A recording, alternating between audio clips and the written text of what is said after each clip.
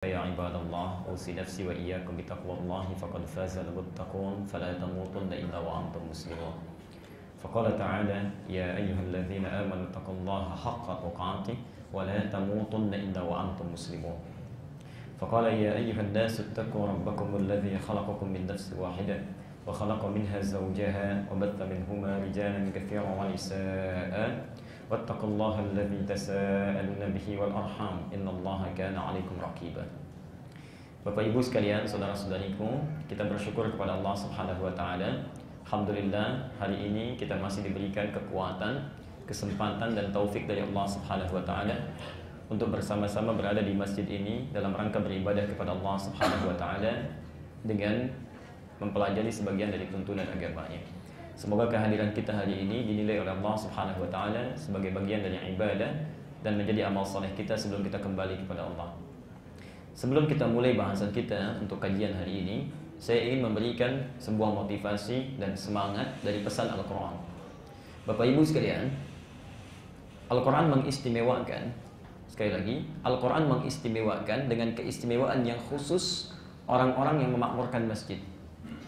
Di orang yang gemar memakmurkan masjid, ya, makmur itu bukan rame ya. Kalau rame bisa apa saja. Bapak Ibu ngobrol di masjid rame, mau nyanyi-nyanyi di masjid ya rame, ya. Insyaallah. Makmur itu bukan rame. Makmur itu diantaranya adalah melahirkan kegiatan yang bermanfaat. Ya, sekali lagi bermanfaat.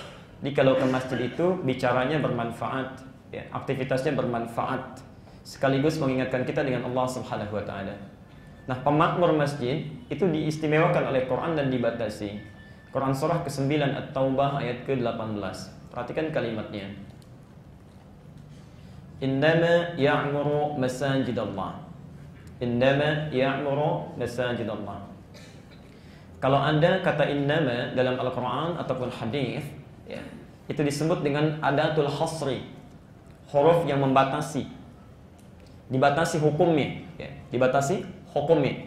Cara menerjemahkannya, terjemahkan dulu konteksnya, baru batasnya. Contoh, saya lompat sebentar. Bapak Ibu, kalau yang berhak menerima zakat itu mustahiknya ada berapa? 8. Boleh nggak lebih dari 8? Kenapa? Karena ayatnya dibatasi dengan innama. At-Taubah ayat 60. Innamas shadaqatu lil fuqara wal masakin wal 'amilina 'alaiha, dan seterusnya ayat. Karena menggunakan kata innama dibatasi, yang berhak menerima zakat itu hanya golongan-golongan berikut. Demikian menerjemahkannya, ya. Nah, pemakmur masjid ini dibatasi oleh Allah. Innama ya'muru masajidallah, yang memakmurkan masjid Allah itu terbatas. Siapa di antara mereka? Man itu ismun mausulun yadullu 'alal 'ammiyah. Ya, huruf menunjuk kepada subjek orang tanpa batas. Bisa laki-laki, perempuan, muda, tua, dewasa, kecil, insyaallah, tanpa batas. Kata Quran, siapapun yang memakmurkan masjid Allah itu hanyalah siapapun, diikat siapa ini? Amana billah. Yang pertama, betul-betul dia beriman kepada Allah Subhanahu wa taala. Ya. Artinya ketika Anda hadir di rumah Allah ini, berada di sini, mengikuti ta'lim, bukan di aula, bukan di tempat biasa, langsung diundang, langsung di rumahnya, itu menandakan bahwa kita dinilai oleh Quran sebagai orang-orang spesial. Orang-orang yang keimanannya dibatasi oleh Quran, tidak seperti yang lainnya, tidak seperti orang umumnya. Berbahagialah Anda ketika saat ini hadir di sini, artinya Allah menganggap kita orang istimewa dan punya keimanan tidak biasa, yang baik dalam pandangan Allah. Kalau Allah sudah membuat kita menjadi lebih baik, mengatakan kita orang baik, maka semestinya pulang dari sini keburukan-keburukan itu sudah kita tinggalkan. Ya. Maka buktikan kepada Allah tidak keliru kita berada di sini. Ya. Anda disebut man amana billah, orang baik yang imannya itu istimewa. Kita sebelum hadir di sini, sebelum ikut ta'lim, Anda punya kebiasaan lisan terlalu tajam, kadang mencela orang. Ketika Allah menyebut kita orang baik, artinya dihadapkan ke sini, Allah menginginkan sifat-sifat itu hilang dari dalam diri kita. Yang punya kebiasaan mencela cukup selesai. Ya. Yang punya kebiasaan, maaf, telinganya sering mendengar, tidak punya filter. Yang baik, yang buruk masuk. Ketika diundang hari ini, Allah menginginkan telinga kita menjadi baik. Keluar dari sini, yang buruk tinggalkan. Ya. Maaf, masuk lagi misalnya dari lisan, dari telinga ke mata. Sebelum hadir ke sini semua dilihat. Masya Allah. Keluar dari sini, Allah menginginkan kita menjadi orang yang baik. Allah Al-Basir, Maha mengawasi. Takut kalau kita memandang sesuatu Allah tidak rela. Takut kalau kita mengatakan sesuatu As-Sami', Allah mendengar tidak suka. Takut kalau kita melangkah, Allah mengawasi, melihat, Allah tidak rela dengan langkah kita. Karena itu bertakwalah kepada Allah saat kita diundang ke sini. Nah, undangan ta'lim itu bahkan diikat oleh hadis Nabi. Diikat oleh hadis Nabi. Perhatikan kalimatnya. Saya sering sampaikan ini. Man yuridillahu bihi khaira yufaqqihhu fid din. Ya. Man yuridillahu bihi khaira, siapapun yang diinginkan oleh Allah berubah menjadi orang baik, yufaqqihhu fid din, maka dia akan dipahamkan mengenai urusan agamanya. Akan didorong untuk mau belajar agama. Ya. Jadi kalau ada di antara kita hadir sekarang, maaf, harta bendanya bertambah, mobil bertambah, rumah meluas, tapi tidak mengerti tentang agamanya.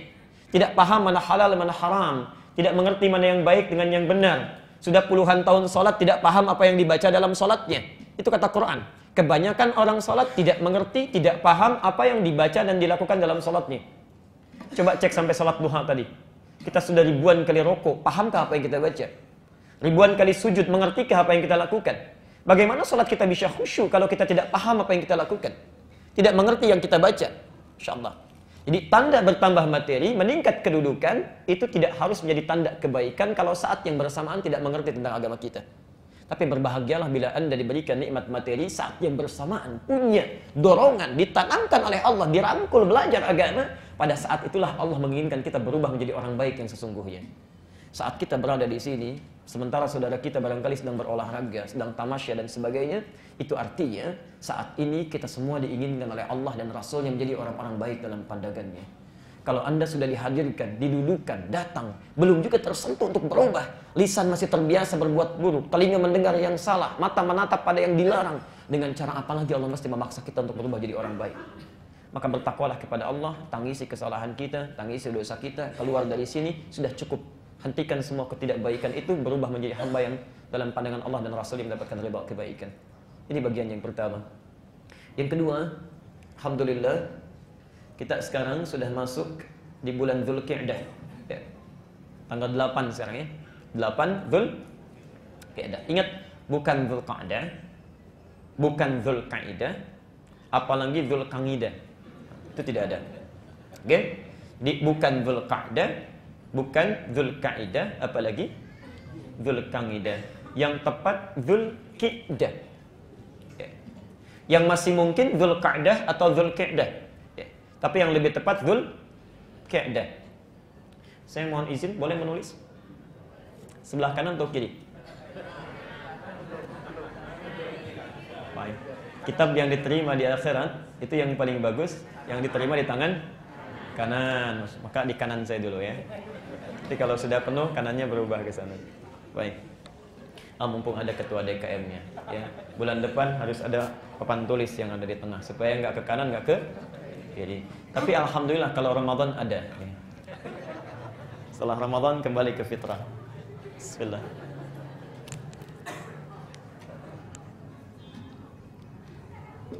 Yang di belakang kelihatan? Oh, kurang. Kelihatan? Baik. Kelihatan ya? Alhamdulillah. Zon? Udah. Mohon dibaca. Nah, tulisan ini kalau belum diharakati bisa punya dua kemungkinan. Bisa dibaca Dzulqa'dah, bisa dibaca Dzulqa'dah. Oke. Kita bisa baca Dzulqa'dah, bisa dibaca Dzulqa'dah. Nah, keduanya ada bedanya. Kalau kita baca Dzulqa'dah, itu namanya dalam bahasa Arab ismun marrah. Ya, kata yang menunjuk pada peristiwa seketika, cepat. Qa'dah itu duduk. Kalau kita sebut Dzulqa'dah artinya yang duduk dengan cepat. Barusan saya duduk kemudian bangun lagi, itu Qa'dah. Jelas sampai sini? Duduk, bangkit lagi, itu Qa'dah. Tapi kalau kita turunkan menjadi Qi'dah, itu artinya duduk santai. Duduk sambil minum dulu, diskusi, ngobrol, itu Qi'dah. Ya. Jadi kalau Qa'dah duduk cepat, duduk, saya berdiri lagi, itu Qa'dah. Kalau kemudian saya duduk sambil kemudian misal minum teh dulu, ngobrol dengan kawan, baca SMS, itu namanya apa? Qi'dah, Dzulqa'dah. Nah, bulan ke-11 ini disebut dengan Dzulqa'dah bukan Qa'dah. Kenapa namanya Qa'dah? Ini yang penting kita tahu. Dulu kebiasaan orang-orang Arab, termasuk yang di Mekah dan sekitarnya, itu senang merantau untuk berdagang. Bahkan sebelum zaman Nabi Sallallahu Alaihi Wasallam, ya. Ada yang pergi ke Yaman, ada yang pergi ke Syam. Ya. Syam sekarang Jordania, kemudian Lebanon, Syria, Palestina, Syam. Ya. Berdagang, merantau. Bahkan Rasulullah Sallallahu Alaihi Wasallam diajak pamannya berdagang, Abu Talib, ya, merantau keluar. Nah. Menjelang musim haji, terutama saat mulai haji nanti, bulan ke-12, Dzulhijjah, bulannya haji. Karena itu disebut haji, Dzulhijjah, bulannya haji.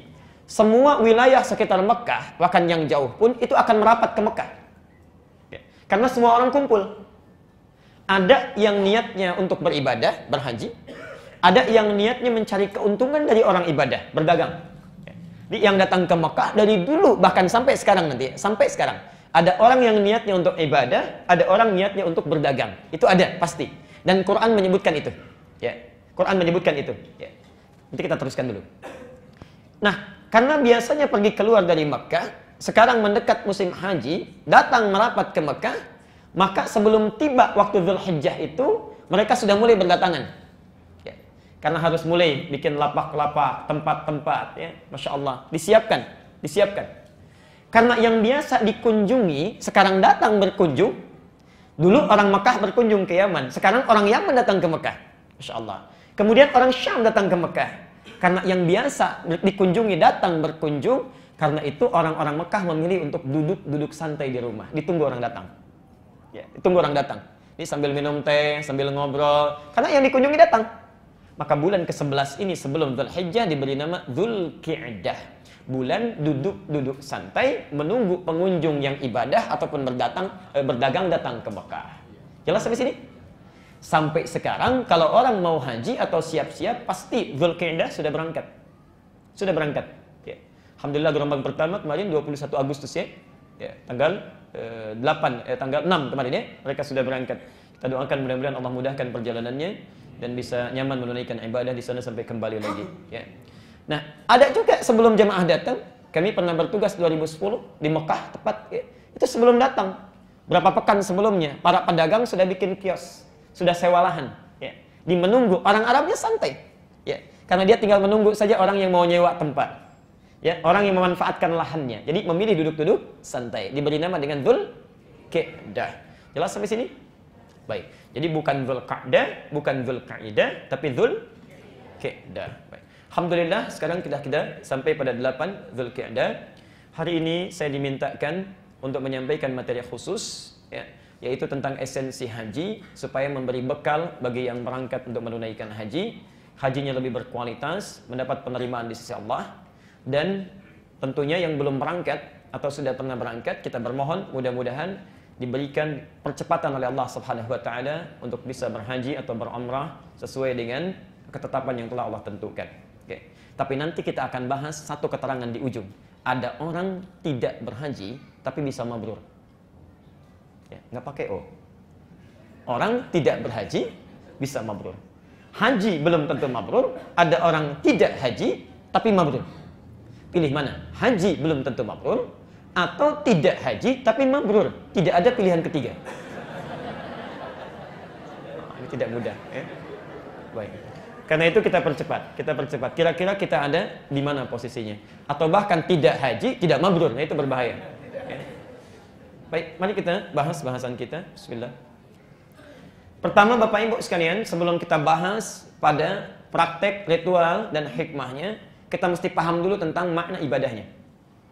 Ini kebiasaan kita yang kurang baik, lakukan ibadah tidak mengerti apa maksudnya. Ya.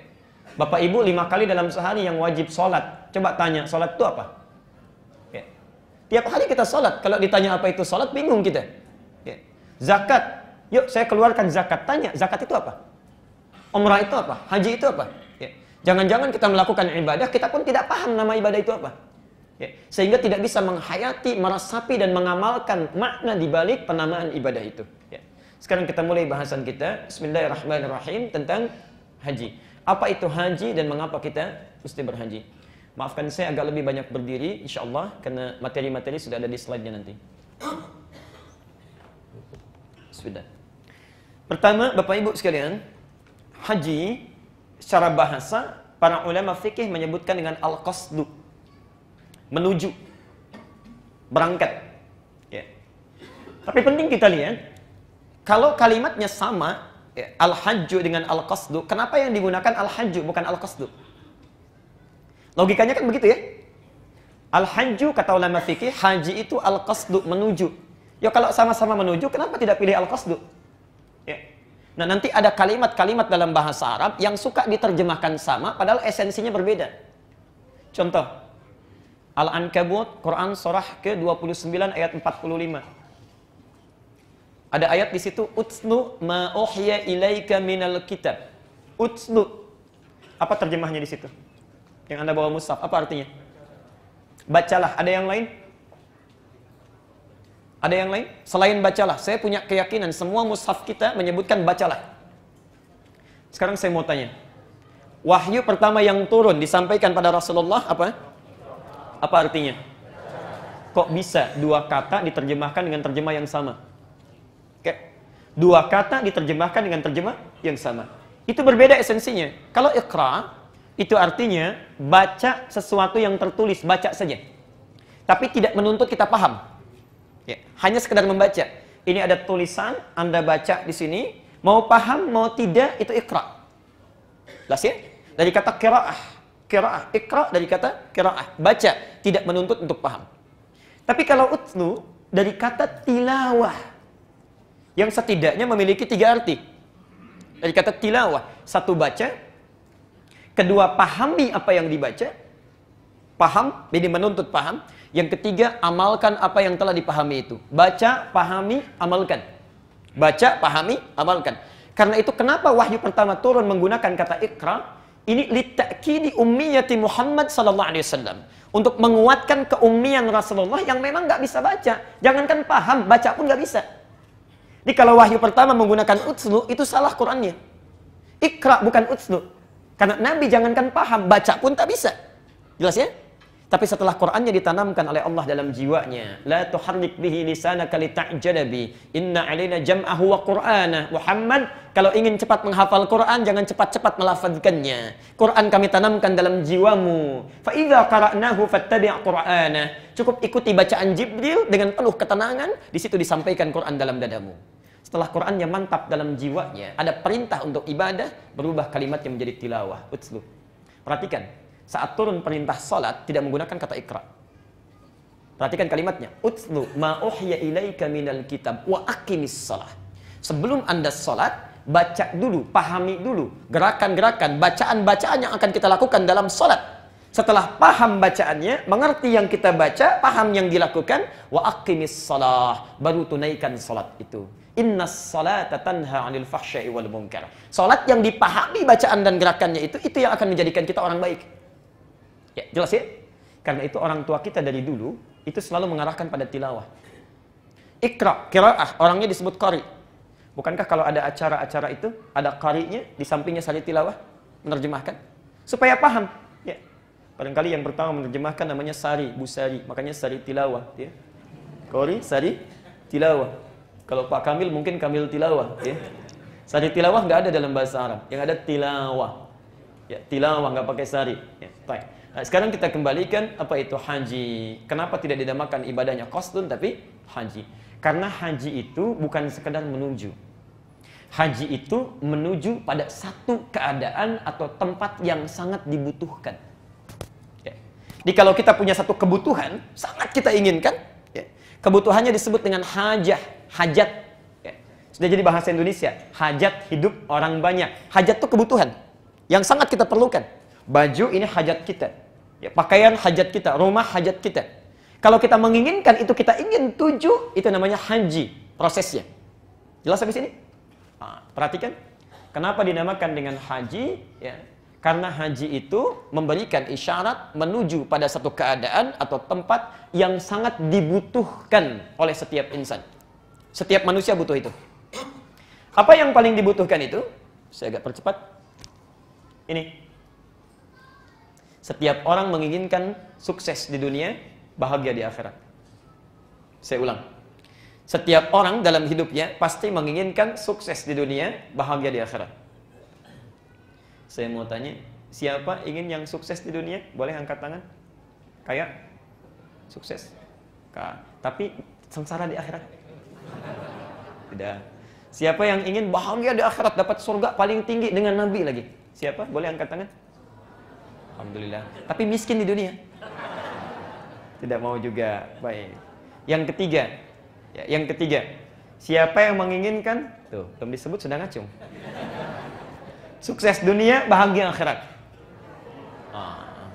Yang tidak ngacung rugi itu. Lihat, semuanya ingin. Karena itu, setiap orang yang haji, setelah haji itu, kalimat Qur'annya ditutup dengan harapan haji. Al-Baqarah 201 itu, yang kita mohonkan. Rabbana atina fid dunya, wa fil akhirati, wa qina. Itu kan ayat penutup haji. Ayat penutup haji. Dari 196 sampai dengan 201-nya ditutup dengan doa. 203-nya kembali kepada Mina. 201-nya. Bahkan saking pentingnya itu, bukankah setiap tawaf dari Rukun Yamani sampai ke Hajar Aswad apa yang dibaca? Rabbana atina fid dunya hasanah wa fil akhirati hasanah. Jadi puncak keinginan manusia itu bahagia di dunia, sukses di akhirat. Ya. Itu poinnya. Ya. Dan karena itulah juga bahkan ada orang-orang yang belum sempat berhaji dalam hidupnya diberi jalan oleh Allah saking adilnya. Kamu barangkali kalau haji tidak kuat, terlalu capek, terlalu lelah, mungkin nanti ria. Diberikan satu amalan yang bisa bahagia dunia pun demikian sukses di akhirat. Karena itu doa ini tidak hanya dibaca orang yang haji, yang tidak haji pun seringkali membacakannya. Demikian ya? Dikenal dengan doa apa? Doa yang lain tidak dibaca dua lagi. Kan ada tiga itu. Satu, sapu jagat. Kedua sapu nggak ada jagatnya. Ketiga, jagat nggak ada sapunya.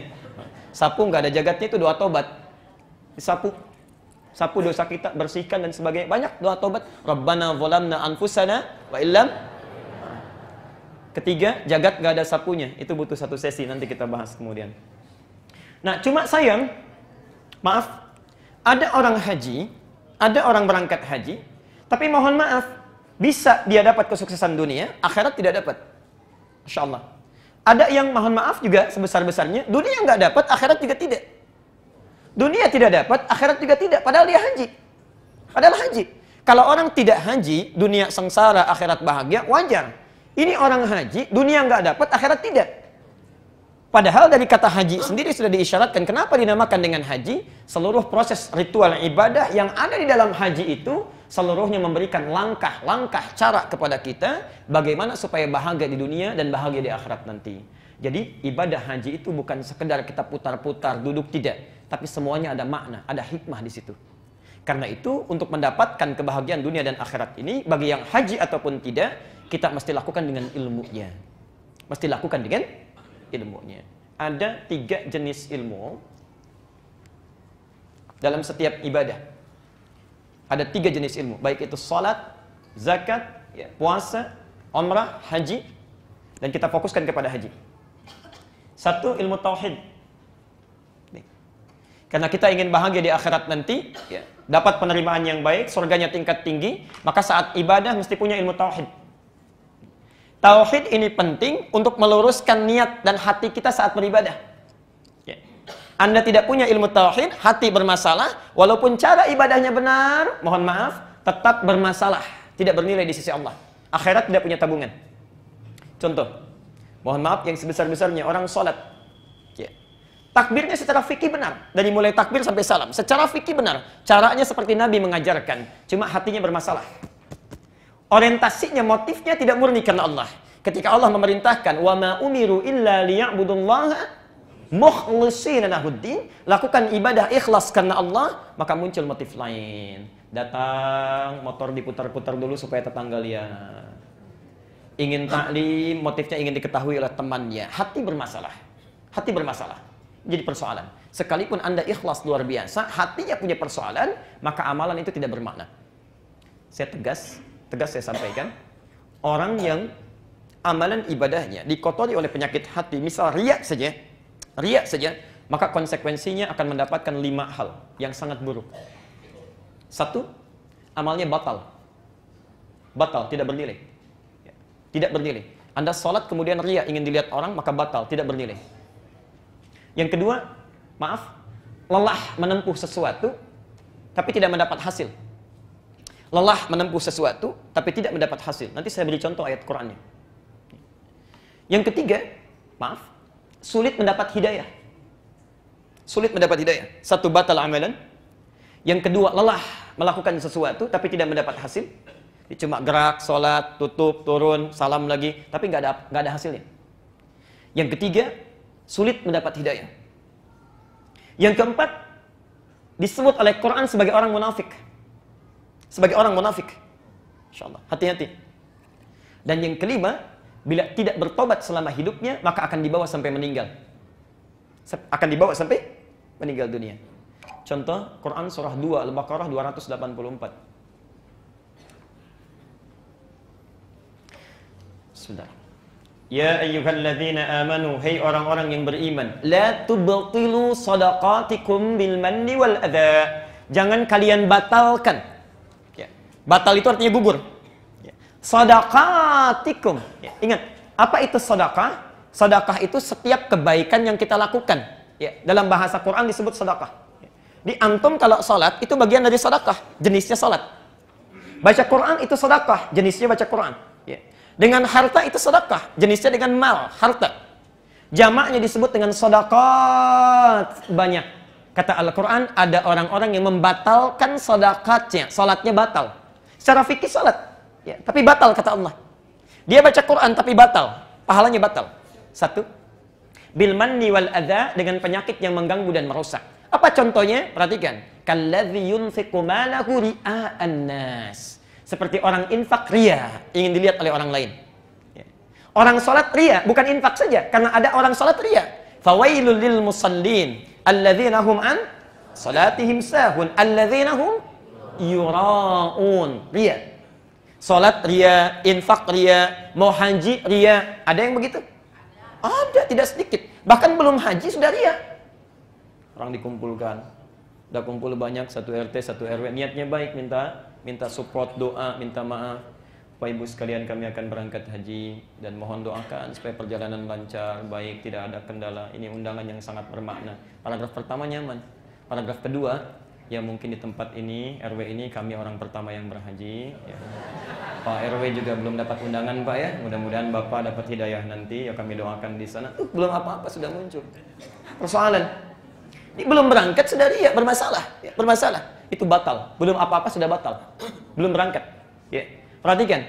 La tubtilu shadaqatikum bil manni wal adza kalladzi yunfiqu malahu ria'an nas famathaluhu kamathali safwanin 'alaihi turabun fa asabahu wabilun fatarakahu salda la yaqdiruna 'ala syai'in mimma kasabu. Orang seperti ini kata Al-Qur'an itu cuma orang lelah menenun sesuatu, capek berusaha tidak dapat apapun. Capek berusaha tidak dapat apapun. Seperti orang naruh pasir di atas batu yang licin, pasirnya menggelinding ke bawah, ditimpa air bah, tidak berbekas. Hati-hati dengan ria, hati-hati dengan penyakit hati. Karena ada orang yang akan beribadah haji berangkat, sudah ria duluan, itu lebih baik bersihkan dulu sebelum berangkat. Batal. Batal. Persoalan. Teruskan. Ya. 3 tadi. Wallahu la yahdil qaumal kafirin. Allah tidak akan memberi hidayah pada orang kafir. Diserupakan dengan orang kafir. Bahkan orang kafir yang baik pun itu masih dapat hidayah. Orang kafir yang baik, ada orang kafir senang membantu, senang menolong, memberikan bantuan. Itu berpeluang diberi hidayah. Bahkan kita pun memohon kepada Allah ya. Ya Allah berikan dia hidayah. Ya Allah dia berikan petunjuk, berikan dia petunjuk. Orang Islam ibadah ria, sombong, ingin diketahui, dilihat, sulit. Bahkan kita pun tidak nyaman ketika berpapasan. Hati-hati. Yang keempat disebut munafik. An-Nisa 142. Innal munafiqina yukhadi'una Allah wa huwa khadi'uhum wa idza qamu ila sholati qamu kusala yura'unan nas. Orang-orang ria bagian dari munafik, bagian dari munafik. Dan yang terakhir, kalau tidak tobat dosa itu dibawa sampai meninggal. Dibawa sampai meninggal dunia. Maka yang pertama kalau Anda ingin ibadah mesti tauhid dulu ya.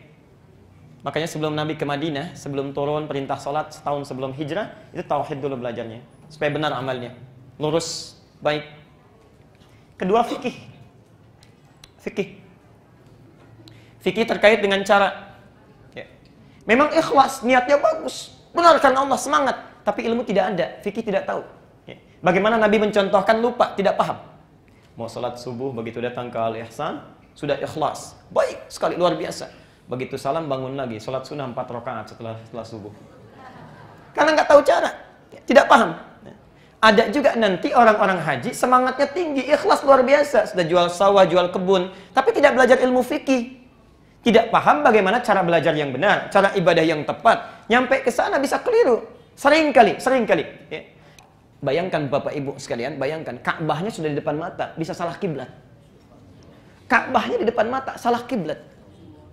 Dari Ka'bah dapat informasi itu rumah Nabi dilahirkan. Ya. Ke rumah Nabi, lihat. Yang sekarang jadi museum itu ya. Nanti saya tunjukkan gambarnya.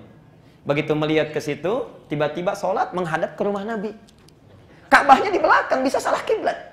Sholat menghadap ke rumah Nabi. Karena itu sampai sekarang, di tempat rumah Rasulullah ini, yang sekarang jadi perpustakaan, diberi gambar di sampingnya. Ada orang sujud, dikasih keras, disilang. Dan ada tulisan di bawahnya, pakai bahasa Inggris, bahasa Arab, bahasa Urdu, plus bahasa Indonesia. Artinya orang Indonesia ada yang pernah salah itu. Salah sujudnya, salah kiblatnya. Jauh-jauh ke sana salah. Bahkan ada yang fatal salahnya. Sudah di depan Ka'bah berkeliling. Ya, sudah tenang, lihat kanan kiri, gunting keluar, dipotong kiswah. Bisa keliru. Ya. Bisa keliru. Jadi, Anda bisa bayangkan, secara fikih saja, ikhlas memang ikhlas, betul. Tapi ilmu tidak ada, bisa bermasalah. Karena itu, bagian kedua yang penting dari ibadah, tidak cukup dengan ikhlas, tapi mesti tahu cara. Karena itu, syahadat kita diikat dengan 2 kalimat. 1, asyhadu anna, ikhlas, ilmunya tauhid. Bagaimana cara menerapkan tauhid? Allah perintahkan, kata Allah, aqimus shalah, tunaikan salat. Quran tidak menjelaskan bagaimana cara salat. Ya. Harus ada contoh, harus ada yang menuntun. Maka diikat dengan kalimat yang kedua, wa asyhadu anna Muhammadar Rasulullah. Ikuti praktek ibadah seperti Nabi menuntun kita.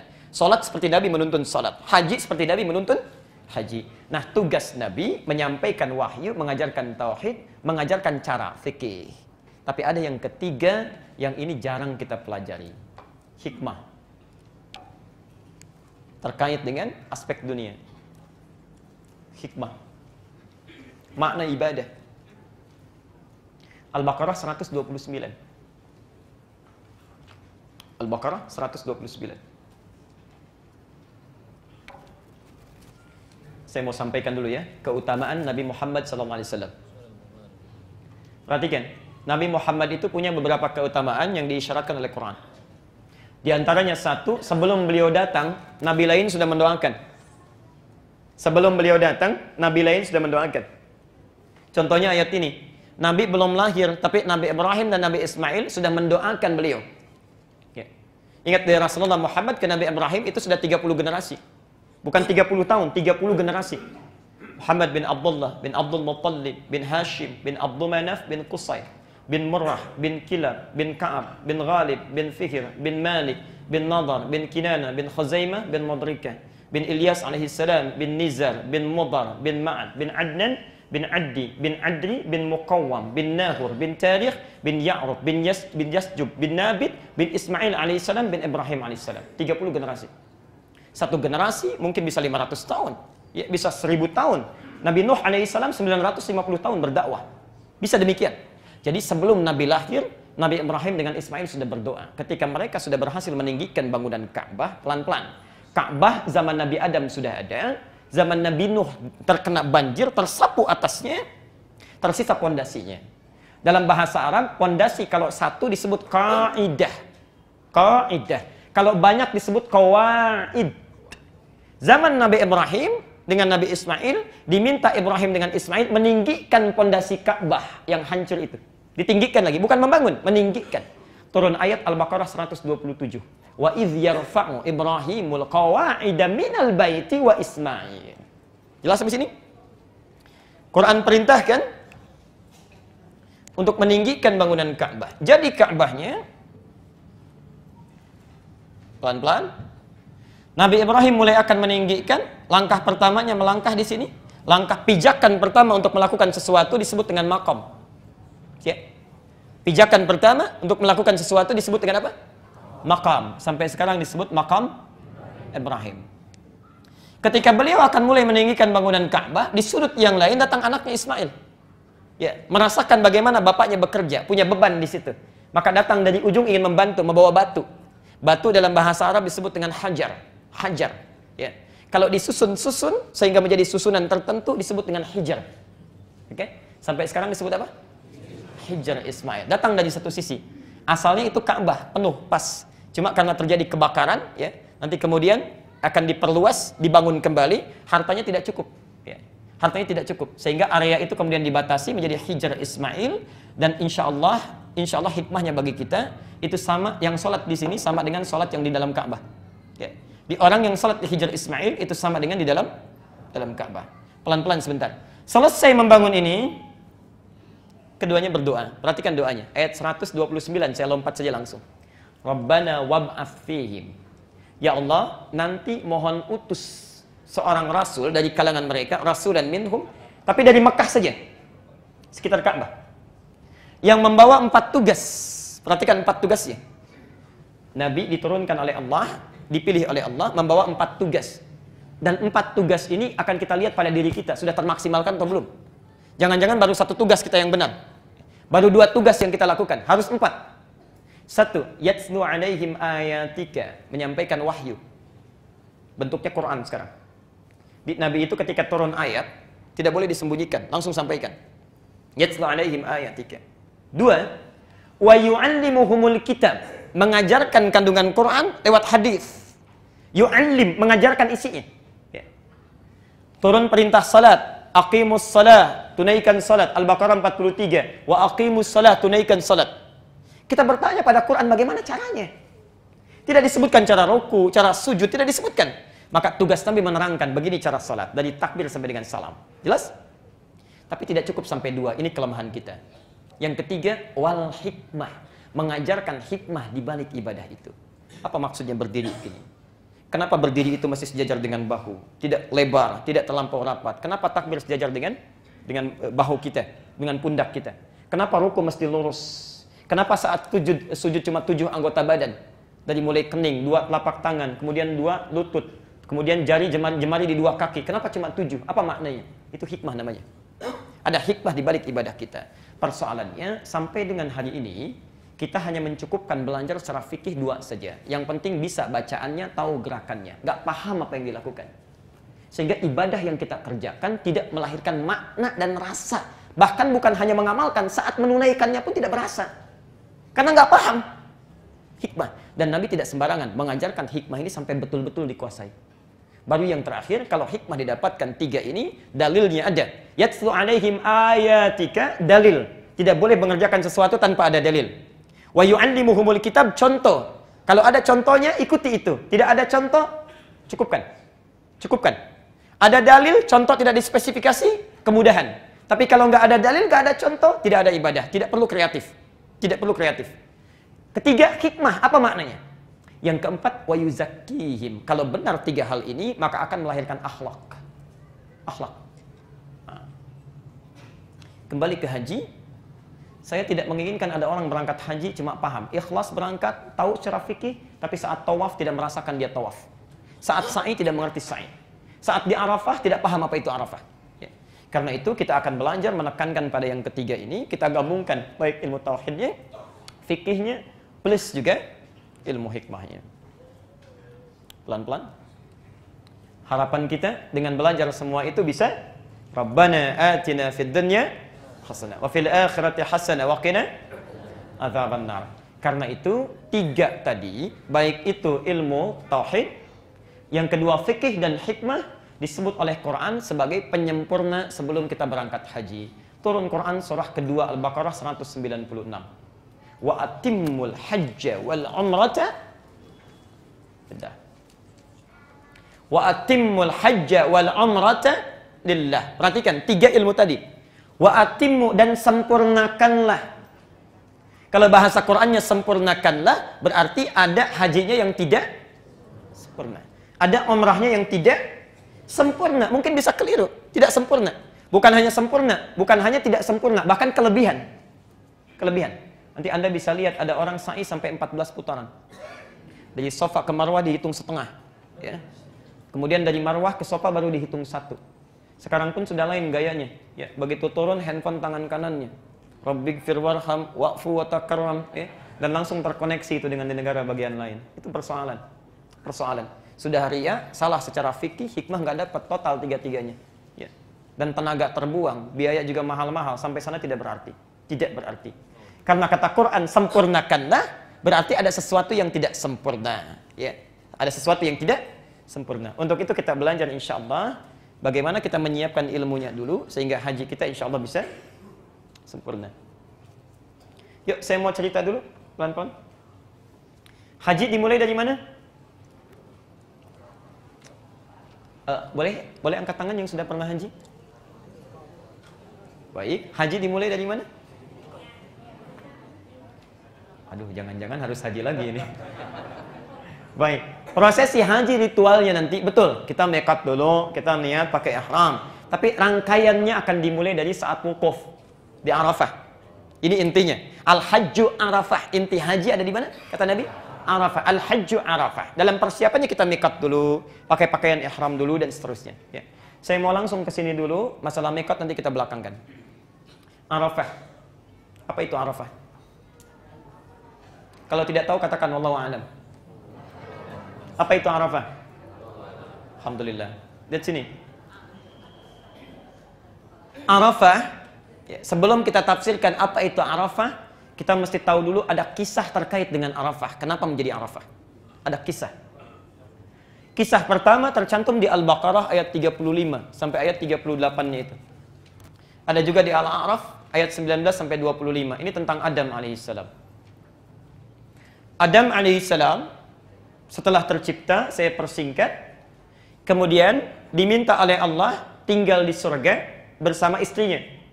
Al-Baqarah 35. Wa qulna ya Adamu uskun anta wa zaujukal jannah. Adam, silahkan kamu tempati surga dengan istrimu. Makan seenaknya, senyamannya, nikmati, enak, nyaman, dekat dengan rahmat Allah. Ya. Di Adam diberikan kenikmatan luar biasa, tinggal di surga, dekat dengan rahmat Allah. Syaratnya satu, jangan dekati larangan ini. Jangan dekati fala taqraba hadhihi syajarah wala taqraba hadhihi syajarah. Jangan dekati pohon ini sebagai larangan.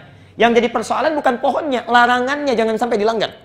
Ya. Melanggar perintah Allah, mengikuti larangan berkonsekuensi bisa jauh, ya, bisa jauh dari rahmat Allah, menjadi orang zalim. Ya. Fatakuna minadz zalimin. Yang terjadi, mohon maaf sebesar-besarnya saya persingkat, setan datang. Singkatnya tergelincir Adam. Setan datang ke Adam, tidak mampu. Datang ke istrinya, mampu. Tergoda, diskusi dengan Adam. Datang iblis kemudian mengatakan, Adam, Hawa, pohon ini sebetulnya pohon kekekalan. Kalau kamu makan, boleh jadi kamu bakal tinggal di surga dengan abadi. Sedikit saja coba. Terjadi kesalahan itu. Saat salah itulah kemudian, diturunkan di muka bumi. Ya. Melanggar, terjadi kesalahan, jauh dari rahmat Allah. Fatakuna minadz zalimin. Konsekuensinya diturunkan dari surga, turun ke muka bumi. Tidak turun bersamaan. Tidak turun di satu tempat. Dalam riwayat disebutkan, Adam turun di sekitaran India, Hawa turun di sekitaran sekarang disebut dengan Saudi Arabia, yang sekarang bernama Jeddah. Ya. Jeddah, apa artinya Jeddah? Nenek dalam bahasa Arab. Nenek, Jeddah itu nenek. Kenapa dinamakan dengan Jeddah, nenek? Karena di situ dulu Hawa menurut para kalangan sejarawan diturunkan. Di situ dia diturunkan. Ya. Bapak Ibu nanti kalau mampir ada masjid terapung, ya, disebut masjid terapung di sekitaran Jeddah, sekitar 300 meter. Kalau lurus dari situ ada disebut dengan Maqbarah Hawa. Kuburannya Hawa, ya, kuburan Hawa. Kalau kata ahli sejarah, bukan itu sebetulnya kuburannya. Kuburannya ada di Jabal Qubais. Ya, nanti saya tunjukkan gambarnya. Yang di situ tempat Hawa saat diturunkan, beraktivitas di situ. Disebut dengan Jaddah, nenek. Ya. Asal katanya bukan nenek Jaddah itu. Jaddah itu perhatian yang sangat serius, sungguh-sungguh. Kakek disebut dengan Jaddun, nenek disebut dengan Jaddah. Kenapa disebut Jaddah dan Jaddun? Karena kalau sudah jadi kakek dan nenek, bisa sangat perhatian pada cucunya melebihi anaknya. Sangat serius dengan cucunya melebihi anaknya. Ya. Bapak tidur, anak datang, membangunkan bisa marah. Cucu datang minta mobil-mobilan, saat itu dibelikan. Jaddah, nenek, Jaddun, kakek. Adam, Hawa. Pelan-pelan turun ke muka bumi, lalu saling mencari. Saling mencari, saling mencari. Setelah lama mereka mencari, wallahu a'lam, tidak disebutkan riwayatnya. Seketika kemudian mendekat pada satu tempat, dari jauh nampak kelihatan. Ya. Adam mendekat ke satu tempat, ya. Hawa mendekat ke satu tempat, dari jauh nampak kelihatan. Ini kayaknya saya kenal gerakannya. Cara jalannya, dari bayangannya, nampak seperti orang yang saya kenali. Adam seperti mengenali, Hawa seperti mengenali. Sehingga setelah keduanya berjumpa di satu tempat, tepat di satu bukit. Satu bukit, satu wilayah. Ya. Yang sekarang ada tubuhnya di atasnya. Ya. Berjumpa di satu bukit, bukitnya disebut dengan Jabal dalam bahasa Arab. Jabal, berjumpa di satu bukit. Jabal. Ya. Gunung, bukit, bahasa Arabnya apa? Jabal. Maka diketahuilah, oh ini suami saya, kata Hawa. Ini istri saya, kata Adam. Ketika mereka mengetahui itu, sadar bahwa ini suami, ini pasangan, ini istri, maka pengetahuannya disebut dengan Arafah. Pengetahuannya disebut dengan Arafah. Bukan sekedar tahu, tapi mereka kemudian berintrospeksi. Kita terpisah jauh, kita kemudian saling merindukan, hidup menjadi sulit, jauh dari Allah, jauh dari rahmatnya, karena pernah melanggar perintah Allah. Pernah melanggar perintah Allah. Mereka paham bahwa tahu berjumpa kembali karena sebabnya melanggar perintah Allah. Dari situ mereka paham, pertemuan kita saling mengenal harus menjadikan kita mengoreksi diri. Apa yang dulu pernah salah. Jangan sampai terjadi lagi. Ya. Maka muncul nilai kasih sayang, muncul perhatian. Sayang, perhatian yang dalam bahasa Arab disebut dengan rahmah. Ya. Maka dikenal sampai sekarang dengan Jabal Rahmah. Dikasih tanda tugu. Dulu putih, bersih. Ya. Sekarang bawahnya agak hitam. Karena setiap orang ngasih coretan di situ. Macam-macam. Lihat. Arafah, pengetahuannya. Mulai tahu. Oh, ini kita saling mengenal.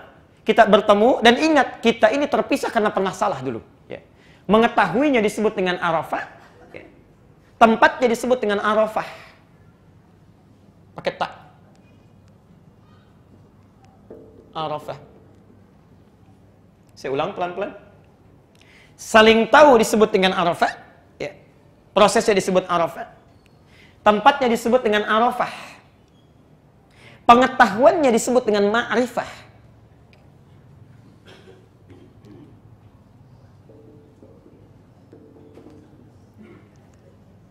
Mereka saling mengenal. Arafah. Adam kenal Hawa, Hawa kenal Adam. Lalu ingat, kita terpisah karena pernah salah. Harus koreksi. Saling berkasih sayang. Arafah. Bertempat di bukit itu dikenal dengan Arafah tempatnya. Sampai sekarang. Ketika sadar bahwa kesalahan mereka terpisah akibat melanggar perintah Allah, pengetahuannya disebut dengan ma'rifah. Kalau sudah mengerti ini pernah salah, tidak boleh diulangi lagi, maka orang yang disebut dengan arif. Orang ini disebut apa? Arif. Pelan-pelan. Turun ayat. Sejak Adam mulai berkomitmen itu, ingin memperbaiki diri, tidak boleh terjadi kesalahan yang sama, maka berduanya menjadi arif. Pengetahuannya ma'rifah. Maka turunlah ayat kepada kita menerangkan tentang komitmen mereka itu. Al-A'raf ayat ke-27.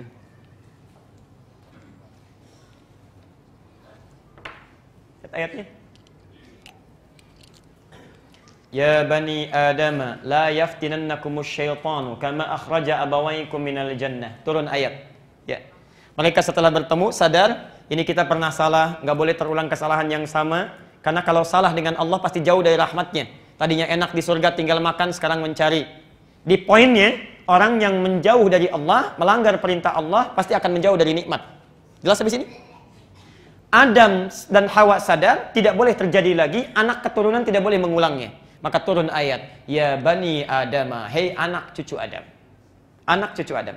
La yaftinannakumus syaitanu. Jangan sampai kalian berhasil ditipu lagi oleh syaitan. Kama akhraja abawaikum minal jannah. Seperti bapak ibumu dulu, kakek moyangmu. Ya. Adam dengan Hawa pernah ditipu oleh setan sehingga menjauh dari kenikmatan yang didapatkan dalam surga itu. Jelas sampai sini? Baik. Di poin pertama dulu, pelan-pelan. Kita belum masuk ya. Cuma sayang, mohon maaf, dalam diri manusia itu sudah punya potensi salah dan lupa. Awas, kita anak cucu Adam bukan? Yang bukan anak cucu Adam boleh angkat tangan. Anak cucu Adam. Artinya perintah Al-A'raf ayat 27 diperintahkan kepada kita. Jangan tergoda oleh setan melanggar ketentuan Allah. Allah minta sholat, kita nggak sholat. Allah minta jangan bohong, kita bohong. Itu melanggar. Ketentuannya orang yang melanggar akan menjauh dari nikmat Allah. Seperti Adam keluar dari surga. Cuma yang harus hati-hati, manusia punya potensi salah dan lupa. Manusia punya 5 nama. Di antara namanya insan. Kadang dipanggil ins, ya ma'syaral jinni wal ins. Kadang dipanggil bashar, qul innama ana basyarum mithlukum. Kadang dipanggil insan, ar-Rahman, 'allamal Quran, khalaqal insan. Kadang dipanggil dengan nas, qul a'udzu birabbin. Kadang dipanggil dengan bani Adam, ya bani Adama. Kenapa manusia disebut insan? Kata Ibnu Abbas, insan itu seakar dengan kata nisyan. Dari kata nasya. Artinya lupa. Manusia dinamakan dengan insan karena punya potensi lupa. Kok belum sholat subuh? Astagfirullah, lupa saya. Bahkan ada orang yang sebelum mencuri ingat ayatnya. Saat mencuri lupa. Sebelum mencuri ingat, saat mencuri lupa. Ada potensi lupa. Jadi insan berakal dari kata nisyan. Akar kata nisyan dan insan itu nasya. Nasya lupa. Orangnya disebut insan, sifatnya disebut dengan nisyan. Yang paling berbahaya, harus hati-hati, makanan pokok kita nasi. Nasya, lupa itu ya. Bisa cepat lupa kita. Terlalu banyak, cepat lupa. Saya kembalikan sebentar. Saya kembalikan. Perhatikan, karena manusia punya potensi lupa dan punya potensi salah, direkam oleh Quran. Al-Baqarah 286. Rabbana la tu'akhidna in nasina au. Ya Allah, jangan hukum kami kalau kami pernah lupa melakukan kesalahan atau memang sengaja berbuat salah. Potensi itulah yang dimanfaatkan oleh setan supaya terjerumus untuk melanggar perintah Allah Subhanahu wa taala. Karena itu, tidak ada satupun manusia yang bisa luput dari dosa, dari salah. Saya percepat.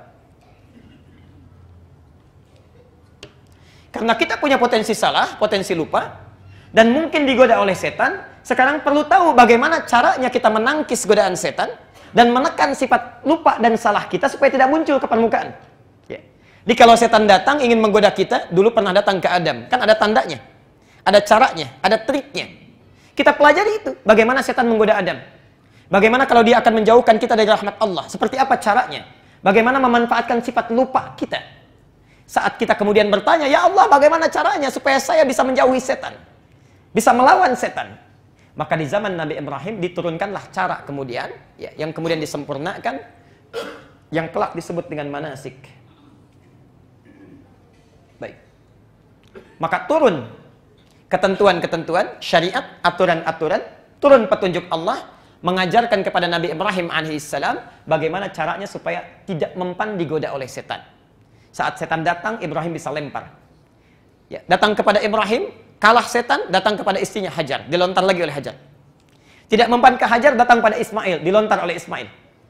Maka turunlah kemudian satu proses ibadah, satu cara disebut dengan manasik, yang kalau cara itu diikuti, kita bisa menjauh dari setan.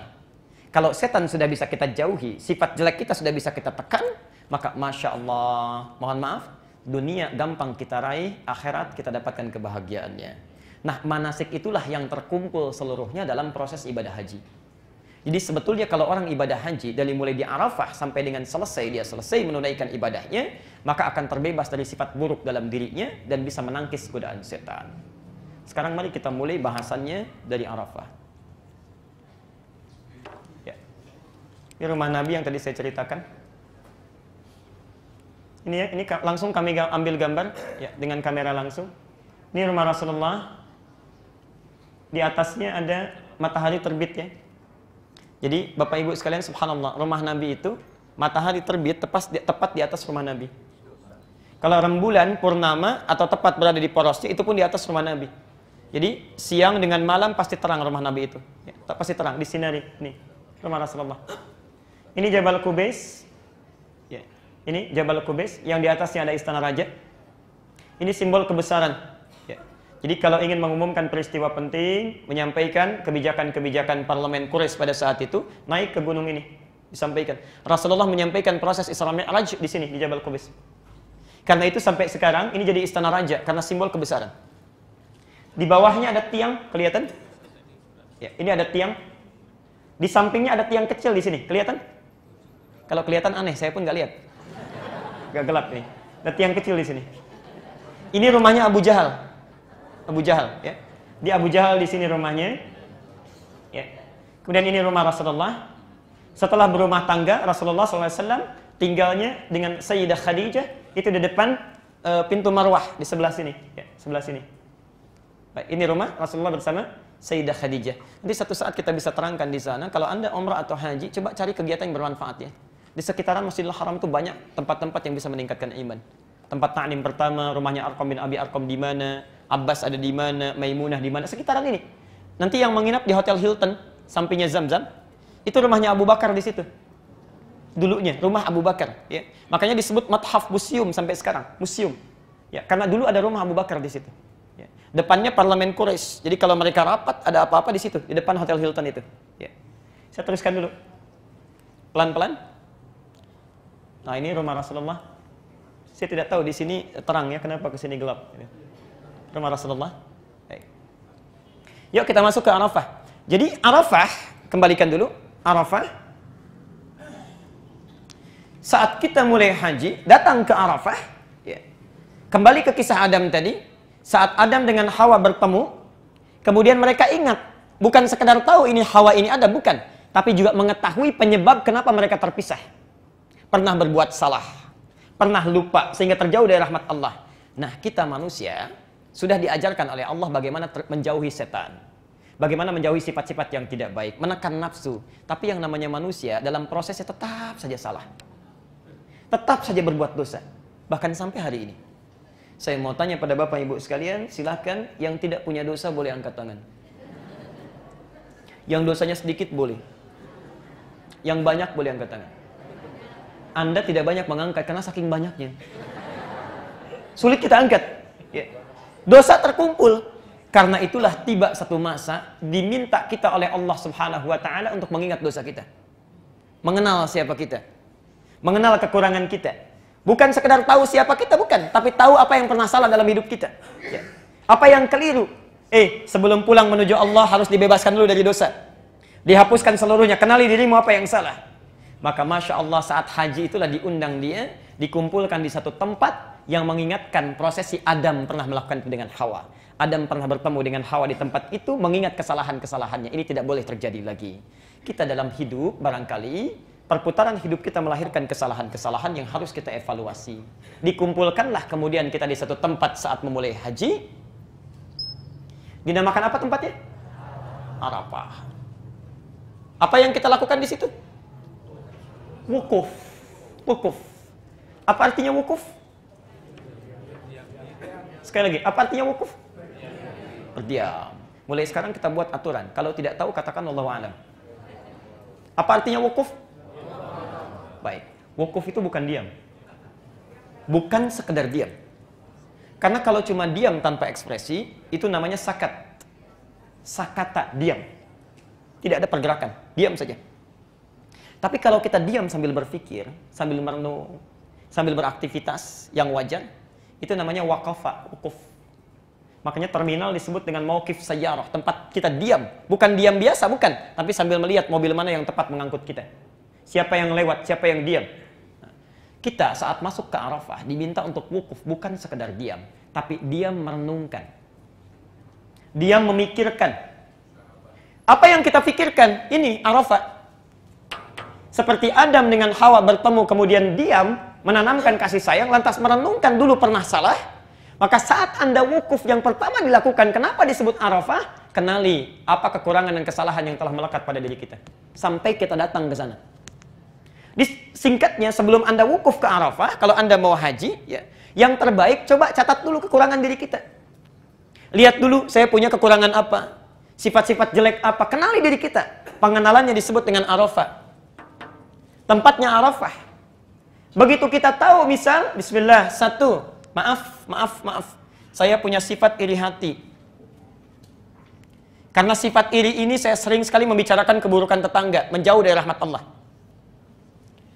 Saya punya sifat kebanyakan marah. Biasanya laki-laki. Karena sering marah tidak terkontrol, jauh dari rahmat Allah. Berumah tangga harusnya sakinah, ini ribut tiap hari. Karena kurang kontrol dalam marahnya. Ya. Sering muncul perselisihan, marah. Gantian bu, perempuan. Lisan tidak terkontrol. Ya, Masya Allah. Segala dibicarakan. Cerewet misal. Semua dibicarakan. Catat satu-satu. 1, 2, 3. Kenali diri kita. Karena itu sebelum berangkat coba tanyakan pada orang tua. Apa sifat kita yang dominan, yang keliru? Arafah. Tanyakan pada tetangga. Tanyakan pada keluarga. Saat Anda datang kemudian ke Arafah, Masya Allah. Sudah duduk siap-siap untuk wukuf. Siap merenungkan. Ini yang sudah dicatat ini. Satu-satu. Satu-satu.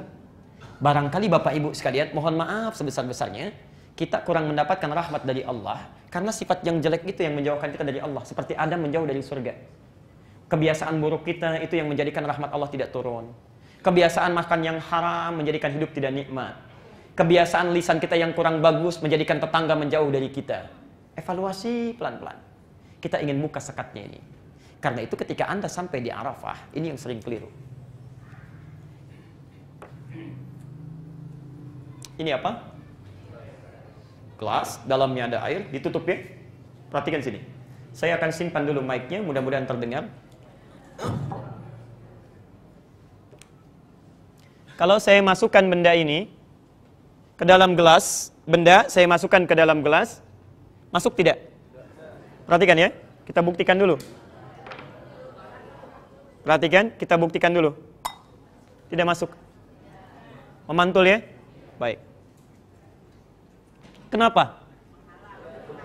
Ada penghalangnya. Nah, dalam hidup kita, kadang-kadang kenapa kebanyakan rahmat Allah tidak sampai cepat kepada diri kita? Kalau berdoa sering tertunda, bahkan terhalang jawabannya. Nikmat tidak datang, pekerjaan selalu susah, rizki selalu terhalang. Kenapa? Karena barangkali saat kita meminta, rahmat Allah itu balik lagi mantul, tidak bisa masuk. Karena ada sekat yang menutup diri kita. Bukankah Anda ingat di hadis Muslim, nomor hadis 1015, di Al-Arba'in nomor 10, kalau kita makan yang haram itu bisa menutup doa. Nabi mengisahkan kisah seorang laki-laki, thumma dzakara rajula yutilus safara. Nabi mengisahkan seorang lelaki menempuh perjalanan panjang. Yamuddu yadai ash'asa aghbara, sampai kumal tampilan dirinya. Yamuddu yadaihi ilas sama, mengangkat tangannya ke langit. Subhanallah, fayaqulu ya Rabb, menyebut asmaul husna. Kata Nabi, anna yustajabu lidzalik, sampai kapanpun tidak akan dijawab doanya. Famat'amu haramun, mashrabu haramun, wa malbasu haramun, makanannya haram, pakaiannya haram, minumannya haram, wa ghudhiya biharamin, dan selalu menggunakan perangkat hidup yang haram. Mungkin Anda saat berdoa tidak cepat jawaban terkabul karena ada perangkat haram dalam diri kita.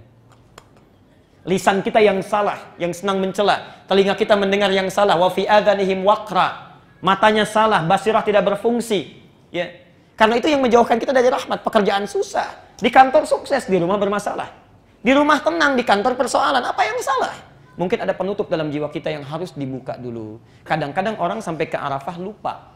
Sudah mendengar khutbah Arafah, sholat, langsung berdoa. Sekatnya belum dibuka. Ya. Anda doa sekencang apapun, kalau tidak dibuka sekatnya, maka tidak akan masuk doa kita, permohonan kita. Karena itu yang harus Anda lakukan adalah kenali dulu. Apa sekat yang menutupi kita selama ini, sifat-sifat jelek kita. Karena itu saat sampai Anda di Arafah, kita sudah kenali ini, rinci satu-satu, maka dari itu buka dulu sekatnya. Buka. Dengan taubat. Ingat ini, sifat iri hati kita, saat kita ingat-ingat sebelum berdoa, sebelum minta sesuatu, buka dulu sekatnya. Taubat dulu, lepaskan dulu. Ingatlah sifat iri hati itu yang membuat tetangga murka dengan kita, tidak mau bergaul, teman sekantor sampai pindah, kerabat sampai menangis. Bayangkan mereka minta ampunan pada Allah, buka sekatnya. Sifat marah-marah kita, jangankan pada orang lain, pada orang tua masih diteriaki juga. Bayangkan ibu yang menangis karena kita, ayah yang bersedih karena kita, anak-anak yang takut melihat wajah kita. Saking sifat marah tidak bisa kita kontrol. Bayangkan, buka sekatnya, itu barangkali yang menjauhkan kita dari rahmat. Buka, buka. Ya. Kalau sudah dibuka bisa masuk? Bisa. Tapi masuknya ini belum tentu bagus. Ayo, kalau misalnya di dalam ada kopi, saya tuangkan air jadi apa? Warnanya apa? Hitam. Kalau coklat, saya tuangkan air jadi apa? Coklat. Tidak bening lagi. Karena itu bukan sekedar dibuka. Kita harus bertekad, keluarkan sifat-sifat jelek ini dalam diri kita. Kosongkan dulu. Kosongkan dulu. Yang paling berbahaya kalau sudah padat. Kalau sudah padat, sekatnya dibuka tapi isinya padat. Ya. Anda mesti keluarkan dulu. Jadi bukan sekedar ditangisi, disadari, ya Allah, saya mengakui pernah berbuat salah, itu baru membuka. Anda harus sesali dan berjanji tidak mengulanginya lagi. Keluarkan isi yang kotor dalam hati kita. Keluarkan, keluarkan, keluarkan. Allah. Kalau sudah dikeluarkan, kosong tidak? Kosong tidak? kosong, maka mudah diisi dengan yang baik. Baru di situ berdoa. Baru minta. Jadi bukan apa-apa Anda langsung meminta, kosongkan dulu isi kita. Ya, dari yang buruk-buruk. Setelah kita kosongkan seluruhnya, kita kemudian meminta, hati-hati. Hati-hati. Itu belum selesai. Kalau sudah terisi yang baik, yang tadi kosong bisa balik lagi tidak? Bisa saja. Sudah baik iri hati, pulang bisa iri lagi. Ya, apalagi saat berdoa pun bisa iri. Saat berdoa, lihat temannya, kok tendanya bagus, saya kepanasan, bisa iri. Ya Allah, kok bisa ya, sana tendanya enak. Ya. Bisa muncul lagi, jadi bisa datang seketika. Karena itu Anda mesti mencari sebab. Ini kenapa? Apa sebabnya yang menyebabkan saya bisa iri hati? Padahal saat dilahirkan, saya nggak pernah iri. Coba lihat, saat bayi dilahirkan, nggak ada yang iri hati. Ya. Mama, kenapa mama melahirkan saya keadaannya sulit begini? Nggak ada. Sama, semua nangis ya nangis. Ya. Nggak ada bayi terlahir marah, tidak ada. Semua manusia terlahir dengan keadaan yang sangat lembut. Saking lembutnya disebut oleh Quran dengan ins. Dipasangkan dengan jin. Terulang 18 kali dalam Al-Quran. Ya ma'syaral jinni wal. Nah, jin itu maknanya berlawanan dengan ins. Berlawanan. Sifat manusia beda dengan jin. Contoh. Jin kenapa dinamakan dengan jin? Punya dua sifat. Satu, tersembunyi. Jin itu kalau ada jim dengan nun artinya tidak tampak, tersembunyi. Jannah itu tidak tampak. Ya. Karena itu jin kenapa disebut jin? Karena dia tidak tampak, tersembunyi. Jadi kalau ada jin melakukan penampakan, itu jin tidak ada kerjaan.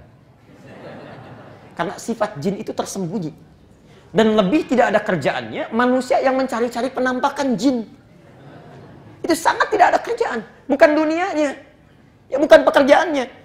Karena itu manusia dibedakan dengan jin, namanya ins. Ins itu dari kata al-unsu, yang nampak, kelihatan.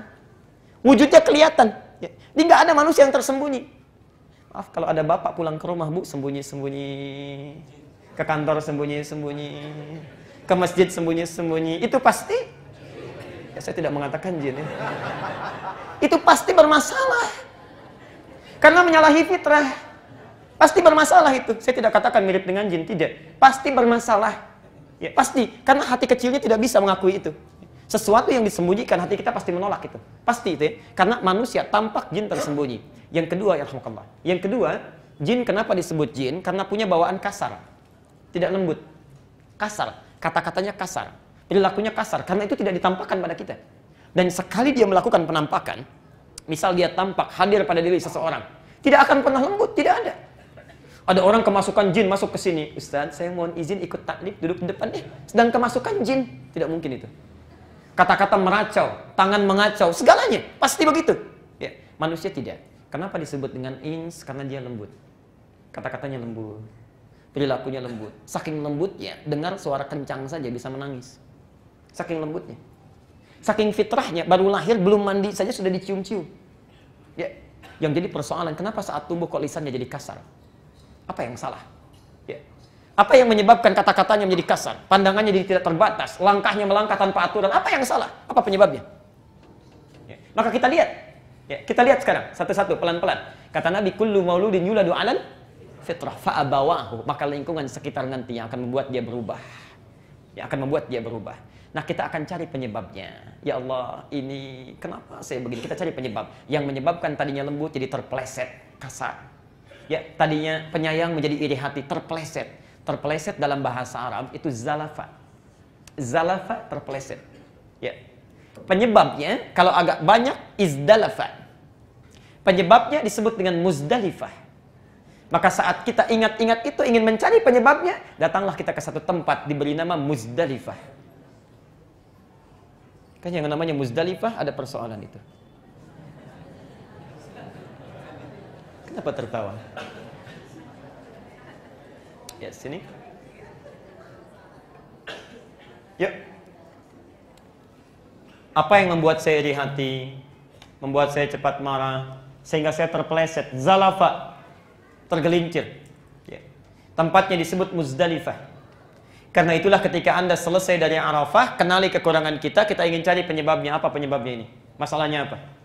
Pergilah kita kemudian ke Muzdalifah. Masya Allah. Quran surah kedua Al-Baqarah 198. Ya, yang mau haji tolong fokus ke sini ya. Hati-hati. Yang tidak haji pun coba lihat dengan baik. فَإِذَا أَفَضْتُم مِّنْ عَرَفَاتٍ فَاذْكُرُوا اللَّهَ عِندَ الْمَشْعَرِ الْحَرَامِ. Lihat ayatnya. Ketika Anda selesai di Arafah, ya, Arafah hajat kita selesai, tahu kekurangan diri kita sudah berdoa, sekarang mencari penyebabnya, maka kita akan berjalan ke Al-Mash'aril Haram, ke Muzdalifah. Tapi perjalanan kita dari Arafah ke Muzdalifah itu bukan cuma jalan atau naik bis kemudian duduk, bukan itu. Kata Quran, fadhkurullaha, isi dengan zikir. Zikir, ingat-ingat apa penyebabnya, apa yang salah dari diri saya. Zikir, istighfar, perbanyak doa. Mohon maaf ya, situasinya tidak sama dengan cerita sekarang nanti. Akan hiruk pikuk. Boleh jadi ada yang saling cerita, saling dorong, ya, saling macam-macam. Hati-hati, sudah kita mau haji bukan cari dunia. Begitu Anda naik ke bis menuju Muzdalifah, sudah fadhkurullaha, diam zikir kita. Renungkan apa yang salah. Koreksi diri kita. Turun, saya percepat, turun ke Muzdalifah. Ya, kita cari apa? Cari batu ya? Baik, pelan-pelan. Turun di Muzdalifah, kita mulai ingat-ingat apa yang menyebabkan salah ini. Mesti saya hilangkan ini. Saya bersihkan. Ibu, kalau yang dari luar tadi Pak, dari dalam kita keluarkan kan? Kalau dari luar mau masuk, ya kan tidak kita keluarkan, harus dicegah ya. Ini harus saya lempar nih, supaya nggak datang lagi. Di Arafah sudah kita keluarkan. Penyebab bisa datang lagi, supaya dia nggak datang harus saya lempar, supaya nggak datang lagi. Ya. Maka di Muzdalifah kita cari batu. Ya, cari batu. Setelah kita mendapat batu, sambil diingat-ingat, kita duduk sebentar kan? Ya, sambil menunggu hari berpindah sampai tanggal 10. Di Arafah tanggal berapa? 9. Di Muzdalifah tanggal berapa?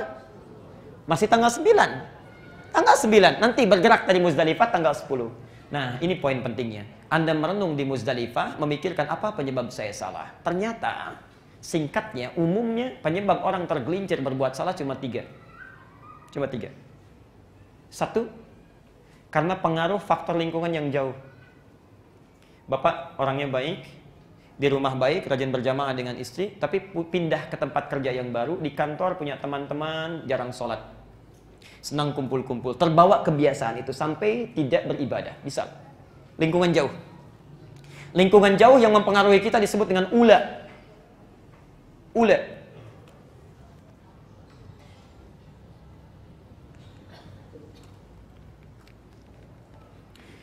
Ada orang di kantornya bagus orang-orangnya, pribadinya baik. Cuma mohon maaf, yang bermasalah lingkungan sekitar rumahnya. Ya. Bapak baik, teman kantor baik, istri yang kurang bagus. Masa sih papa kan direktur, masa mobilnya cuma Avanza? Yang manajer aja sudah Mercy? Mulai. Pelan-pelan terpengaruh. Pak, tetangga kita sepedanya sudah ganti, masa dede sepedanya ini aja? Pelan-pelan mulai terpengaruh. Tidak sedikit orang kehilangan jabatan karena persoalan pasangan hidupnya yang keliru. Ya. Bukan hanya laki-laki, istri juga begitu. Ada ibu sudah baik bu, baik, begitu menikah bisa tidak baik karena pasangan hidup gak baik.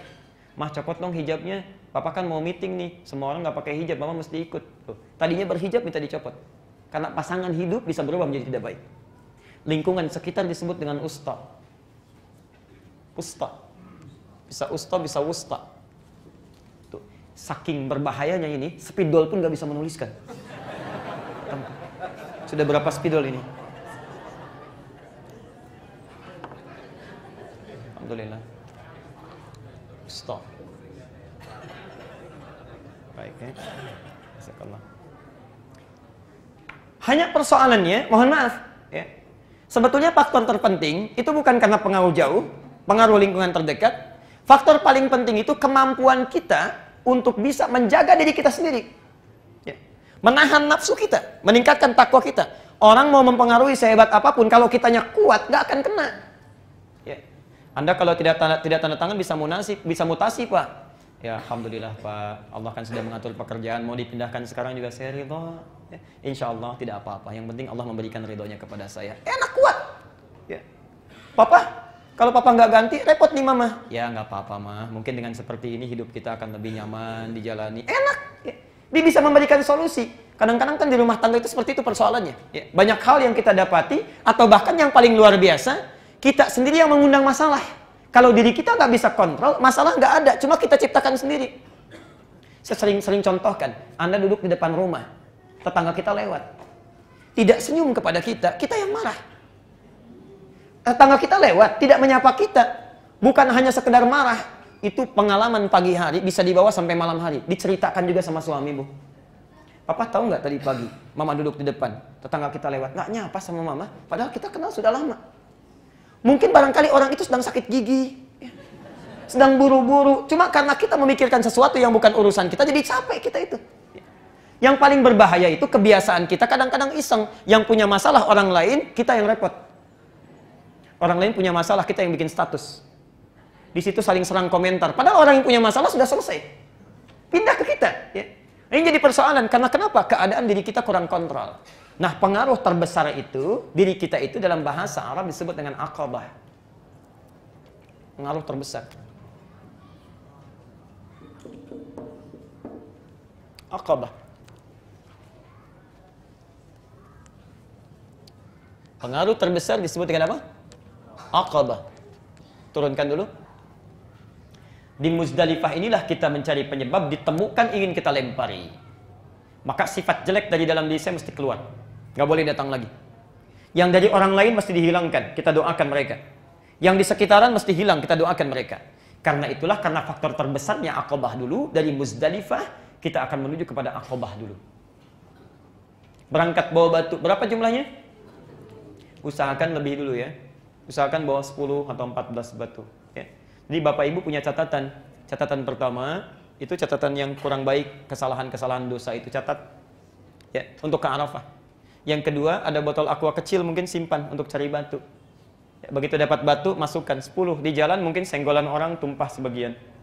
Ya, atau ada yang kekurangan kita bisa berikan. Tidak sedikit yang lupa. Tidak sedikit yang lupa. Ya. Karena itu kita bawa mungkin 10 atau 14. Yang kita lempar apa dulu pertama kali? Nih. Dan kita akan berhenti di sini kajiannya. Perhatikan. Berangkatlah dari Muzdalifah, ini sifat iri hati saya. Ini Aqabah. Marah saya, cerewet saya, macam-macam Aqabah. Maka datanglah kita ke sana untuk melempar sifat-sifat kurang baik yang ada pada diri kita. Supaya filter diri kita kuat, orang tidak bisa masuk, setan pun bisa putus asa dengan kita. Maka datanglah kita ke sana untuk melempar dengan 7 lemparan. Catatan sudah ada. Ingat, yang dilempar Aqabah itu cuma simbol. Ya, dinding itu yang kita lempar cuma simbol. Sejatinya itu penyebab ketidakbaikan dalam diri kita yang mesti dikeluarkan. Maka saat Anda akan melempar, sunnahnya bukan dilempar begitu saja. Lontar 1, lontar 2, sampai 7 selesai. Tidak begitu. Sunnahnya, coba Anda lihat dulu catatan diri kita, marah. Saya harus keluarkan sifat marah dari saya, diri saya nggak boleh datang lagi. Maka ketika Anda akan lempar, bayangkan ini penyakit marah saya yang mau saya lempar. Bayangkan orang tua yang sering kali menangis, sahabat kita, kerabat kita yang kecewa dengan sifat kita. Begitu Anda lontar, apa yang diucapkan? Saya ulang, apa yang diucapkan? Bismillahirrahmanirrahim. Lontar. Begitu dilontar itu sifat buruk kita. Lempar. Bismillahirrahmanirrahim. Lempar. Bayangkan dampak dari keburukan itu. Kalau orang benar lontarannya, begitu dilempar hatinya, enak gitu. Kadang-kadang air mata keluar, baru satu. Kedua, lontar lagi, Bismillahirrahmanirrahim, lontar, iri hati kita, hilang, pelan-pelan. Begitu selesai semuanya, sudah tidak datang lagi, Anda menghadap ke kiblat. Ini sunnahnya. Ya, bukan selesai begitu saja, menghadap ke kiblat baru berdoa. Inni wajjahtu wajhiya lilladzi fataras samawati wal arda hanifan muslima wa ma ana minal. Nah, hilanglah sifat-sifat jelek dalam diri kita ini. Tidak datang lagi. Kalau jelek lawannya apa? Baik. Kalau yang jelek sudah tidak ada, otomatis yang muncul yang mana? Yang baik. Dalam bahasa Arab, baik disebut dengan birrun.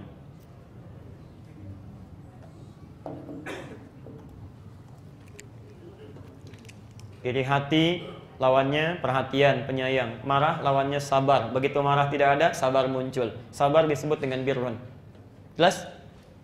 Kalau sifat baik ini melekat dalam diri kita, maka berubah namanya menjadi mabrurun. Ini ada sabar, masih di luar. Saya ambil sabarnya dilekatkan pada diri saya. Ya. Begitu melekat sifat sabar ini namanya mabrurun. Mabrur, dimiliki oleh kita, terbawa oleh kita. Karena itu, orang-orang yang bisa menghilangkan sifat jeleknya, muncul sifat baiknya, fungsi hajinya akan bisa maksimal dalam dirinya. Maka disebut oleh Nabi, al-hajjul mabruru. Haji yang berhasil itu adalah bukan yang diterima, bukan. Kalau diterima makbul namanya. Hajjul mabruru, haji yang mabrur. Apa itu mabrur? Haji yang bisa merubah perilaku dari yang kurang baik, hilangkan sifat baiknya, sehingga ketika pulang dari haji, yang muncul cuma sifat baik-baiknya saja. Jelas sampai sini? Jadi kalau ada orang misalnya, mohon maaf ya, sekali lagi maafkan saya, sudah haji tapi malah bertambah riaknya. Ya. Begitu pulang, peci putih dipakai kemana-mana. Masuk masjid sudah mulai berubah. Pak Doni, ada yang kurang Pak, haknya belum nyampe. Ji Doni, 30 juta itu sayang Pak, nunggunya 6 tahun. Hati-hati. Ingat ya, saya mau terangkan penting sekali. Ibadah itu tidak punya gelar. Tidak ada dampak gelar. Saya belum tengah dengar ada orang sholat disebut bapak sholat. Ibu sodakoh disebut dengan ibu sodakoh, tidak ada. Oh nama saya Pak, Bapak HSS Andi. Apa itu Pak? Haji, sodakoh, sholat, Andi. Nggak ada. Haji, nah kalimat haji ini yang salah kaprah. Kalimat haji ini, itu sebetulnya bukan gelar. Pak Haji, Bu Haji itu bukan gelar. Kisahnya begini, kalau orang Arab melihat seorang sudah pernah haji, kemudian pulang ke tempatnya, kebiasaan buruk masih muncul. Misal, setelah pulang haji masih sempat mencela orang lain, maka akan diingatkan, ya Haj, Pak Haji. Maksudnya bukan menyanjung jadi setelah haji, bukan. Maksud dalam kalimat ini, Anda ini pernah haji. Kotoran itu sudah pernah dihilangkan. Kenapa sekarang dimunculkan lagi? Itu maksudnya. Ibu ini pernah haji. Sifat gosip sudah dihilangkan. Kenapa sekarang muncul lagi? Ingat Bu Haji, sayang. Jangan menukar surga dengan sifat-sifat buruk. Itu maksudnya. Jadi bukan ada kebanggaan. Itu teguran maksudnya. Koreksi. Ya. Pak, saya Pak Haji. Nah itu masih banyak yang salah itu. Ya. Karena itu orang yang sudah haji, hilang sifat jeleknya, muncul sifat baiknya. Maka minimal dia tidak mau diangkat. Tidak mau diangkat. Ya, Masya Allah, orang paling hebat, paling mulia, dijamin masuk surga, itu tidak pernah menyertakan gelar haji. Pernah dengar haji Rasulullah SAW? Tidak ada. Tidak ada. Ya. Orang menyebut silahkan, tapi ketika Anda mendengar kalimat itu, artinya Allah sedang menurunkan pengingat kepada orang tersebut supaya kita menjaga nilai haji kita. Pak Haji, hati-hati, hati-hati, hati-hati. Jelas sampai di sini? Nah ini kita baru bahas bagian yang pertama, karena waktunya juga sudah hampir habis.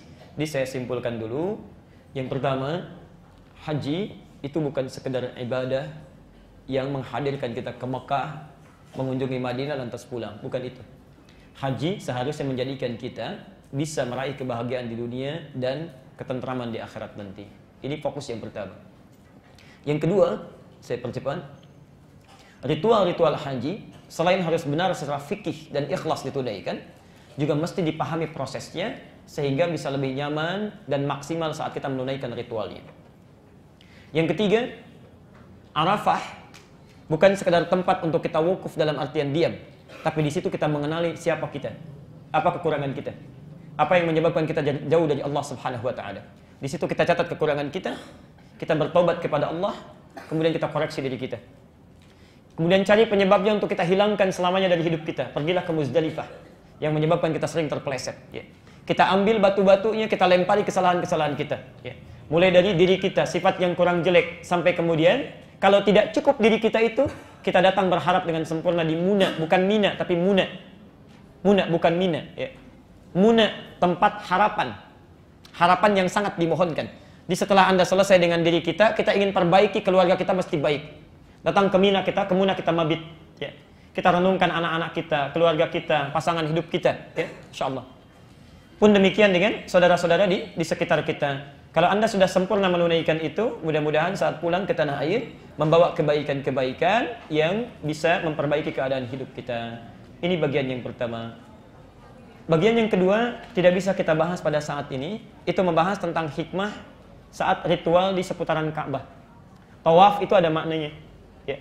Ada caranya, ada maknanya. Kemudian sa'i ada caranya, ada maknanya. Sampai dengan tahallul. Ya. Nanti insya Allah, kita akan ambil satu sesi yang langsung praktek dengan miniaturnya supaya langsung kelihatan ya. Tadi saya sudah sampaikan ke Pak Ketua DKM supaya nanti Ali Hasan cari miniatur Ka'bah. Taklim selanjutnya kita pasang Ka'bahnya, nanti kita diajarkan. Insya Allah kita belajar bagaimana cara masuk menuju Ka'bah, lewat pintu mana sunnahnya, doanya apa, lalu kenali Ka'bah mulai tawaf dari mana, Hajar Aswad kenapa disebut Aswad ya, yang mustajab di sekitar Ka'bah itu apa. Dari situ kemudian sa'i sampai selesai dengan tahallul. Untuk hari ini kita cukupkan dulu. Ada kopian yang sudah kami bagikan itu, ya, itu mohon maaf sebelumnya, itu adalah materi singkat yang bisa dibawa untuk bekal haji atau umrah nanti. Daripada Bapak Ibu bawa buku-buku yang mungkin tebal, dibolak-balik dan sebagainya, itu sudah kami rangkum singkat di situ ya. Jadi doa-doanya termasuk dengan ritualnya. Baik, itu dulu barangkali yang saya sampaikan. Saya kira kita cukupkan dulu sampai di sini. Kalau benar dari Allah dan Rasulnya, kalau salah itu mutlak kesalahan saya pribadi. Tinggalkan pendapat saya, ambil pendapat ustadz lain yang lebih baik sesuai dengan Quran dan Sunnah. Yang menginginkan soft copy-nya, ini saya kopikan di masjid, boleh silakan dikopi seluas mungkin. Mudah-mudahan Allah berikan kebaikan. Saya mau sampaikan pengumuman dengan singkat. Satu, bagi antum yang ikhwan yang pernah mendaftar untuk belajar daurah asatidhah, pendidikan ustadz, ya, itu nanti akan dihubungi oleh panitia karena pekan depan sudah ada seleksi. Ya, dan September akan dikarantina. Semoga Allah memudahkan nanti prosesnya. Yang kedua, ini yang juga penting menurut saya, kalau ada yang ingin bergabung dengan kajian Al-Quran, hafalan Quran, tapi untuk ikhwan dulu, itu malam Sabtu ya, di Pekayon, di KAI, itu ba'da maghrib sampai dengan Isya jam 8. Ya, itu malam Sabtu. Nanti insya Allah di situ dibimbing untuk hafalan Quran dan ada kajian kitab. Semoga sebelum meninggal setidaknya kita ada hafalan Quran yang kita bawa. Kita akhiri dengan doa kifaratul majlis. Subhanakallahumma wa bihamdika asyhadu an la ilaha illa anta astaghfiruka wa atubu ilaik. Wa akhiru da'wana alhamdulillahi rabbil alamin. Wa afu minkum. Assalamualaikum warahmatullahi wabarakatuh.